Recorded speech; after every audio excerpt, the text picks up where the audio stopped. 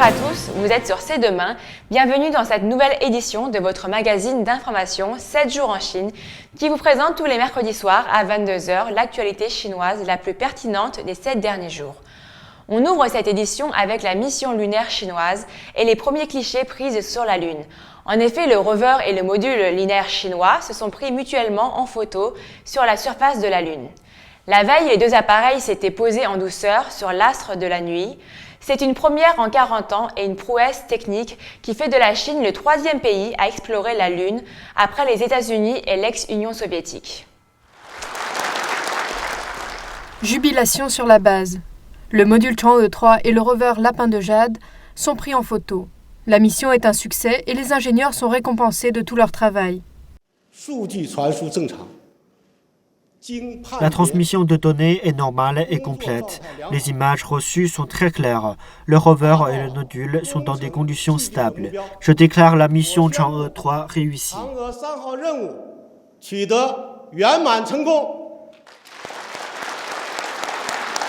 L'atterrisseur est équipé de plusieurs caméras, dont une caméra descente et une caméra à ultraviolet capable de prendre 10 images par seconde. Le rover transporte un appareil photo panoramique pour des transmissions vidéo en temps réel. La caméra prend des photos haute résolution en 3 dimensions. Le rover pèse 140 kg et ne craint ni la poussière ni les températures extrêmes. Il a une espérance de vie de 3 mois, durant laquelle il collectera des échantillons et des données. Le Lapin de Jade explorera la croûte lunaire à une profondeur de 30 à 100 mètres, une première mondiale. Les ingénieurs chinois sont les concepteurs de 80% des équipements de Chang'e 3.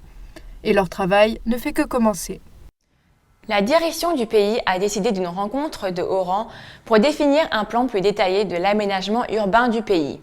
Lors d'une session du Congrès le mois dernier, le président chinois Xi Jinping et le Premier ministre Li Keqiang étaient présents à la conférence. Les dirigeants ont déclaré que l'urbanisation était la route que la Chine devrait prendre dans sa soif de modernisation et qu'elle offrait un moyen déterminant pour résoudre les problèmes dans les campagnes.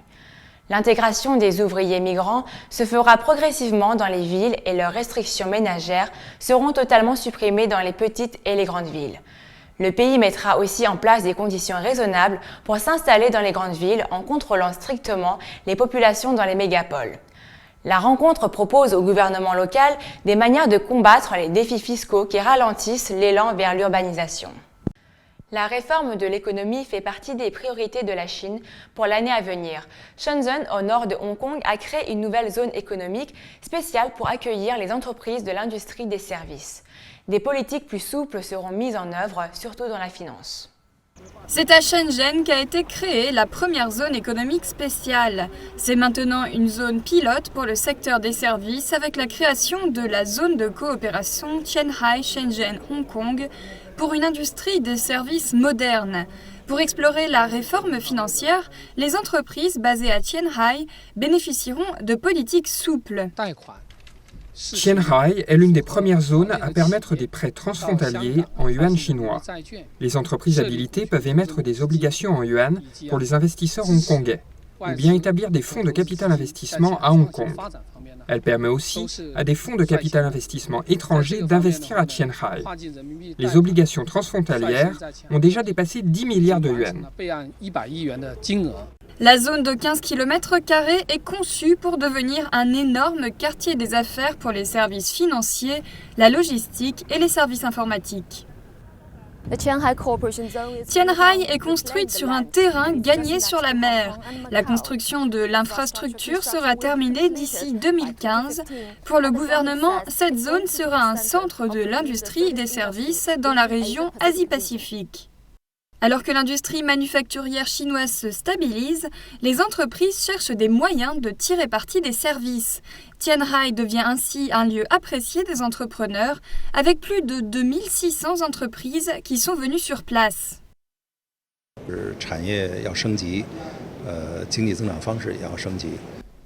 Les entreprises chinoises doivent améliorer leur modèle d'activité. Nous allons passer d'une économie à dominante industrielle à une économie de services. Le groupe China Merchants se concentre maintenant sur les services, dont la finance, le transport et le développement commercial. À Shenzhen, la valeur ajoutée du secteur des services compte pour 58% du PIB, soit 13% de plus que la moyenne nationale. Le gouvernement local est confiant et affirme qu'il comptera pour 60% en 2014, ceci grâce à la zone de coopération de Qianhai.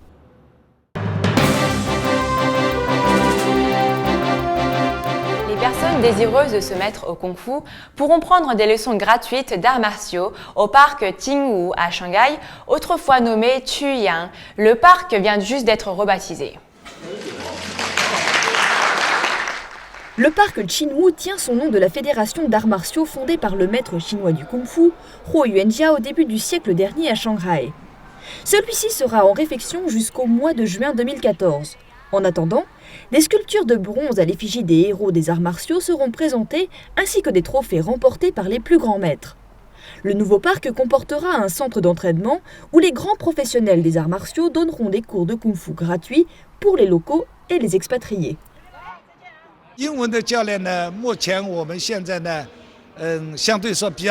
Nous avons peu d'instructeurs parlant anglais. Mais certains jeunes membres de notre fédération allant à l'université parlent anglais. Si des expatriés veulent participer, ils peuvent nous contacter pour avoir les instructeurs parlant différentes langues.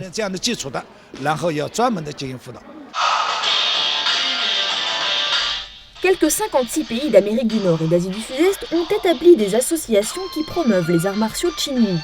Certains instructeurs étrangers affirment que le kung-fu chinois attire de plus en plus l'attention des étudiants étrangers. Dans les pays occidentaux, les gens acceptent mieux cela, surtout ceux qui ont vu le Jackie Chan Show et le Bruce Lee Show. Grâce aux coups de projecteur mis sur le Qingwu, les étrangers manifestent de la curiosité pour les arts martiaux chinois. La fédération Qingwu affirme avoir soumis une candidature pour que la culture Qingwu soit considérée comme un patrimoine intangible de la Chine. Celle-ci aurait déjà été acceptée par le gouvernement de Shanghai. Et direction Xi'an, capitale de la province occidentale Shanxi. C'est là que se trouve le tombeau du premier empereur de Chine. Classé au patrimoine mondial par l'UNESCO en 1987, le mausolée abrite la célèbre armée en terre cuite. C'est la plus grande tombe impériale souterraine jamais découverte.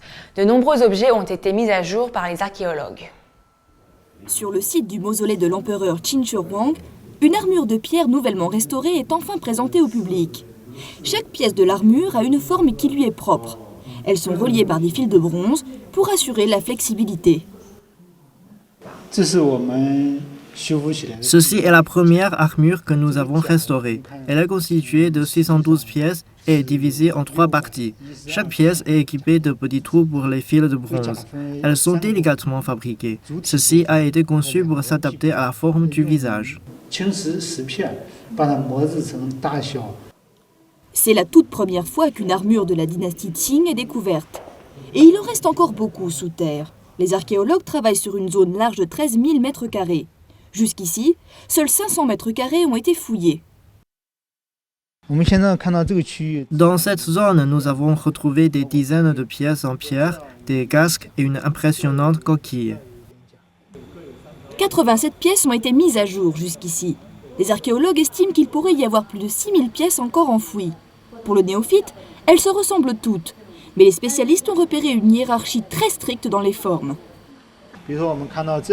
Ces pièces d'armure sont assez larges et dures. Celles-ci sont plus délicates. Les pièces larges sont pour les fantassins, les délicates sont réservées aux généraux.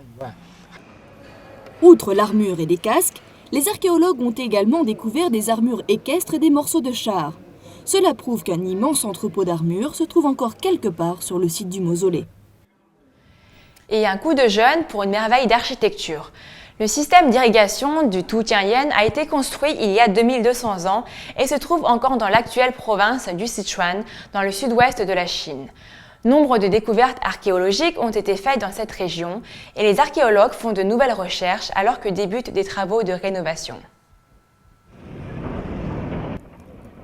Bien que construit il y a 2 millénaires, le système d'irrigation de Tujiangyan est toujours utilisé aujourd'hui et permet d'irriguer plus de 5300 km² de terre dans la région, soit le tiers de la taille de la ville de Beijing.